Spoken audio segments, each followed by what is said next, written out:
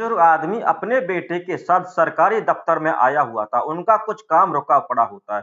उस दफ्तर की जो अधिकारी होती है, वो एक महिला होती है। वह महिला उस बुजुर्ग आदमी की बेटे की विधवा पत्नी होती है, जिसको उन्होंने आज से 5 साल पहले धक्के देकर घर से बाहर निकाल दिया था। घरों में मान मर्यादा होती है, लोगों के बीच रिश्ते निभाने की सारी हदें टूट जाती हैं और पता नहीं घरों में क्या-क्या होता है। लेकिन वह बहू उस दफ्तर में अपने ससुर और देवर के साथ जो करती है, बहुत ही विचार करने योग्य है। इस कहानी की पूरी जानकारी लेने के लिए, पूरी सच्चाई जानने के लिए वीडियो में अंत तक बने रहिए। वीडियो को लाइक कीजिए, चैनल को सब्सक्राइब कीजिए ताकि मेरा हौसला बढ़ता रहे। नमस्कार दोस्तों, स्वागत है आपका हमारे यूट्यूब चैनल में। आज जो सच्ची घटना हम आपको बताने जा रहे हैं, झारखंड की एक सच्ची घटना है। झारखंड के किसी गाँव में एक रवि नाम का लड़का होता है, जिसकी उम्र 25 वर्ष की होती है। रवि के परिवार में उसके माता-पिता और उससे छोटा भाई रहता है। रवि जो है पढ़ लिख कर एक कंपनी में नौकरी करने लगता है। उसकी तनख्वाह भी अच्छी होती है। वह शादी के योग्य हो जाता है। रवि के माता-पिता उसके लिए लड़की देखना शुरू कर देते हैं और कुछ लड़की देखने के बाद उनको एक मानसी नाम की लड़की जो पड़ोस के गाँव में रहती है, वो पसंद आ जाती है। मानसी की उम्र 25 वर्ष होती है। दोनों की तरफ से शादी की तारीख तय हो जाती है और दोनों ही परिवार शादी की शॉपिंग करना शुरू कर देते हैं। दी हुई तारीख पर दोनों की बड़े धूमधाम से शादी हो जाती है। मानसी जो है दुल्हन बन के रवि के घर में आ जाती है। मानसी जो है अपने ससुराल में सभी को बहुत ही अच्छी और प्यारी लगती है। सभी उसे पसंद करते हैं, सभी उसे लाड लड़ाते हैं। मानसी भी अपने परिवार में अपने सास-ससुर का पूरा ख्याल रखती है, पूरी इज्जत करती है और सभी से प्यार से अच्छे से बात करती है। कुछ दिन सब कुछ अच्छे से चलता रहता है। एक दिन मानसी अपने पति के रवि के साथ कमरे में लेटी हुई थी और दोनों बातें कर रहे थे और रवि कहता है कि मानसी, मैं तो ज्यादा पढ़ नहीं पाया, मैं तो थोड़ा बहुत पढ़ के ही मेरे ऊपर घर का प्रेशर आ गया, घर का जो है वजन आ गया, मैं तब से पढ़ाई छोड़ दी और मैंने नौकरी कर ली।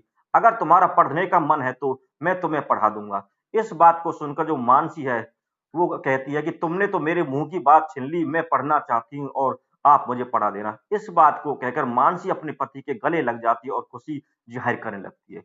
अब जो है रवि अपनी पत्नी मानसी के लिए शहर में रहने का जुगाड़ करा देता है, वहीं उसका एडमिशन करा देता है, वहीं उसे रहने के लिए कमरा दे दिया जाता है। अब मानसी जो है शहर में रहने लगती है और वहीं रह के पढ़ने लगती है। इस बात को देखकर रवि के माता-पिता मुँह फुलाने लगते हैं रवि की तरफ और रवि से कहते हैं कि बहू को पढ़ाने की क्या ज़रूरत थी? बहू घर में काम कर लेती और तुम कंपनी में काम कर रहे हो, इतना ही बहुत है, इसी से हमारा काम चलता रहता है।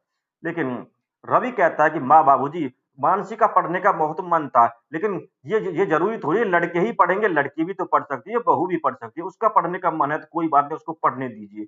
अब जो है मानसी के माता-पिता दबे मन से मान जाते हैं और अब रवि अपने बेटे रवि से कुछ नहीं कहते। अब जो है रवि अपनी ड्यूटी में लग जाता है, मानसी अपनी पढ़ाई में लग जाती है। ऐसे ही धीरे-धीरे चलता रहता है। एक दिन रवि मोटरसाइकिल पे ड्यूटी पर अपनी कंपनी में जा रहा होता है, तो रास्ते में उसका एक एक्सीडेंट हो जाता है और एक्सीडेंट इतना ही भयानक होता है कि रवि बेचारे की मौके पर ही मौत हो जाती है। जब इस बात की खबर मानसी को लगती है, तो मानसी जो है जैसे उसकी दुनिया ही उजड़ जाती है, उसका सब कुछ बिखर जाता है, मानसी बिखर-बिखर कर रोने लगती है और वहाँ से छुट्टी लेकर अपने ससुराल आ जाती है और पति के पास आकर दहाड़े मार-मार कर रोने लगती है, क्योंकि उस बेचारे की तो वह दुनिया ही उजड़ जाती है। जिसका पति मर जाता है जिस पत्नी का, उस बेचारे के दुनिया में रह ही क्या जाता है। अब मानसी बेचारी दहाड़े मार-मार के रोने लगती है, बहुत दुखी हो जाती है, वो एक सदमे में आ जाती है। अब मानसी के पति का अंतिम संस्कार कर दिया जाता है। अब मानसी को कुछ दिन के बाद पता चलता है कि वह मानसी गर्भवती है। वह 3-4 महीने की गर्भवती होती है। अब मानसी का जो है खुशी का ठिकाना नहीं रहता, क्योंकि वह कहती है मैं इसी बच्चे के सहारे से मैं अपनी ज़िंदगी काट लूँगी, मुझे दूसरी शादी करने की कोई ज़रूरत नहीं है। अब मानसी जब पति मरने के बाद मानसी दुखी तो हो गई थी, लेकिन एक छोटी-सी खुशी की लहर उनके गर्भवती होने से उनके मन में आ जाती है। अब यूँ ही समय बीतता रहता है, मानसी अपने ससुराल में रहती है और अपनी पढ़ाई जारी रखती है। जो मानसी के सास-ससुर होते हैं, वे मानसी से लड़ाई-झगड़ा करने लगते हैं और उससे कहते हैं कि तू पढ़ाई बंद कर दे। लेकिन मानसी जो है पढ़ाई बंद नहीं करती है। एक दिन गुस्से में आकर मानसी के जो सास-ससुर होते हैं, वो धक्के मारकर उसे घर से बाहर निकाल देते हैं और मानसी बेचारी घर से बाहर निकल जाती है और अपने पिता से फ़ोन कर कहती है कि पिताजी, मुझे मेरे सास-ससुर ने घर से बाहर निकाल दिया। तो मानसी के जो पिता कहता, बेटी ये तुम्हारे साथ कुछ अलग नहीं है, ये तो दुनिया की रीत है। जिस जिस लड़की का पति गुज़र जाता है, उसका इस दुनिया में कोई नहीं होता, उसको ऐसे ही बेसहारा हो जाती है। और ये तेरे साथ जो हुआ ये दुनिया से अलग नहीं है, कोई बात नहीं बेटी तू हमारे पास आ जा। अब मानसी जो है अपने माता-पिता की हालत जानती थी। उसके जो भैया-भाभी होते हैं वो मानसी के माता-पिता से लड़ते-झगड़ते रहते थे और कई बार उन्हें घर से बाहर निकलने की धमकी भी दिया करते थे। और जब मानसी अपने ससुराल से मायके जाया करती थी तो वह अपने मायके में कुछ ही दिन के लिए जाया करती, तब भी उसकी भैया और भाभी उससे लड़ जाते थे और उससे माता-पिता से भी लड़ते रहते थे। अब मानसी जो है वहाँ नहीं जाना चाहती, वो अपने पिता से कहती है, "पिताजी मैं वहाँ आऊँगी तो वहाँ फिर लड़ाई-झगड़े शुरू हो जाएँगे, ऐसा करो आप मेरा कहीं और रहने का जुगाड़ करवा दो।" अब मानसी जो है मानसी का जो पिता जो है पास में ही एक मकान मालिक से बात कर लेता है। उस मकान मालिक से कहता है कि मेरी बेटी को आप अपने यहाँ किराए के लिए मकान दे दीजिए। मेरी बेटी बेचारी बहुत दुखिया है। मानसी का पिता जब मानसी की कहानी उस मकान मालिक के सामने बताता है, तो वो मकान मालिक बहुत सीधा और समझदार होता है। उसकी आँखों में आँसू आ जाते हैं, वह रोने लगता है। वह कहता है कि मानसी बेटी मेरे घर में बहुत ही अच्छे से और प्यार से और सेफ रहेगी, सुरक्षित रहेगी। इसके बारे में तुम्हें चिंता करने की कोई ज़रूरत नहीं है। अब मानसी जो उस घर में रहने लगती है और मानसी अपनी पढ़ाई जारी रखती है। कुछ दिन के बाद मानसी की जो गर्भवती होती है तो उसका जो डिलीवरी का समय आ जाता है, मानसी एक सुंदर से बच्चे को जन्म दे देती है और मानसी उस बच्चे को पाकर बहुत ही खुश होती है और वह उसकी जैसे दुनिया ही उसकी दुनिया में जैसे फिर से बाहर आ जाती है, वो इतनी खुश हो जाती है। अब मानसी पढ़ाई जारी रखती है, मानसी पढ़ाई करती रहती है और जो मानसी जिस जिस परीक्षा की तैयारी कर रही होती है, उसका परीक्षा का टेस्ट आ जाता है। मानसी उस पर टेस्ट में अच्छे नंबरों से पास हो जाती है। मानसी जो है आईएएस अधिकारी बन जाती है। अब उसका इंटरव्यू होता है, इंटरव्यू में पास हो जाती है, उसकी ट्रेनिंग लग जाती है। वह ट्रेनिंग पे भी चली जाती है, लेकिन इन सब बातों की खबर वह अपने सास-ससुर में किसी को नहीं देती, केवल उसके माता-पिता को पता होता है और किसी को पता नहीं होता है।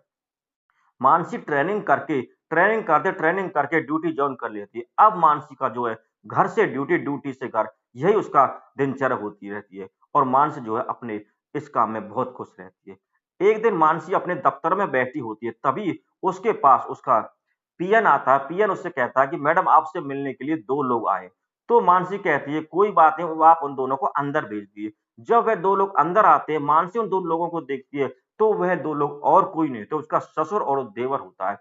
मानसी जो है उनके पैर छूती है और उनको आदर-सत्कार से कुर्सी पर बैठाती है, उन्हें पानी पिलाती है, चाय पिलाती है और फिर उससे पूछती है कि घर में सब ठीक है? घर के बारे में हाल-चाल पूछा जाता है। फिर मानसी कहती है कि बाबूजी बताइए कैसे आना हो? कोई काम हो तो मुझे बताइए। तो मानसी का ससुर कहता है कि बेटी जो जो मेरा साला है, उसको किसी ने झूठे केस में फँसा दिया। मेरी आपसे एक प्रार्थना है कि आप उस केस की पैरवी करवा दिए, उसे इस केस से निकलवा दीजिए। अब मानसी कहती है कि आप घर जाइए, कोई बात नहीं, आपका काम हो जाएगा। मानसी जो है, उस केस की पैरवी करा देती है और अपने ससुर के साले को जो बा वो जो निर्दोष होता है, उसे बाजिद बरी करा देती है और वह छूट जाता है।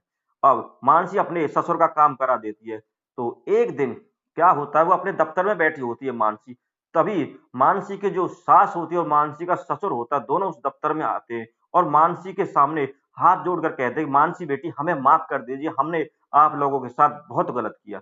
वह कहती है कि, "हमने तुम्हें घर से बाहर निकाल दिया, इसके लिए हमें माफ़ कर दो, हमें तुम्हारे साथ ऐसा नहीं करना चाहिए।" लेकिन मानसी उससे ठंडे दिमाग से कहती है, "माँ बाबूजी, आप मुझसे मत माफ़ी मत माँगो, आप मेरे से बड़े हैं, मुझे क्यों शर्मिंदा कर रहे हैं? मैंने आपको माफ़ कर दिया, इसमें आपकी कोई गलती नहीं है। लेकिन मैं उस घर में दोबारा नहीं जाऊँगी। जब मुझे आप लोगों की सबसे ज़्यादा ज़रूरत थी, तब आप लोगों ने उस घर से धक्के मार के घर से बाहर निकाल दिया। अब मैं उस घर में जाके क्या करूँगी? मेरा जो पति था जो मुझसे बहुत प्यार करता था, वो तो इस दुनिया में रहा ही नहीं। अब मेरा उस घर में कौन कौन है जिसके लिए मैं उस घर में जाऊँ?" अब मानसी के माता-पिता वहाँ से दबे मुँह चले आते हैं क्योंकि मानसी ने उनको करारा जवाब दे दिया था। मानसी के सास-ससुर चाहते थे कि उनकी जो ये बहू है, उनके घर में आ जाए, उनको एक आईएएस अधिकारी मिल जाएगा और उनकी उनके छोटे बेटे से उसकी शादी करा देंगे और उनका जो घर है खुशहाल हो जाएगा। अब मानसी उस घर में क्यों जाएगी और क्यों उनके देवर से शादी करेगी? मानसी पढ़ी-लिखी और एक अफ़सर औरत है, वह शादी करेगी तो अपनी बराबर के किसी अफ़सर से शादी करेगी, उन लोगों से शादी उस देवर से शादी क्यों करेगी? दोस्तों, इस तरह इस कहानी का यहीं पर अंत होता है। कैसी लगी आपको हमारी ये कहानी? क्या मानसी को अपने देवर से शादी करनी चाहिए? क्या मानसी को किसी और से शादी करनी चाहिए? आपको आपका इस बारे में क्या राय है? हमें कमेंट करके ज़रूर बताइएगा। धन्यवाद।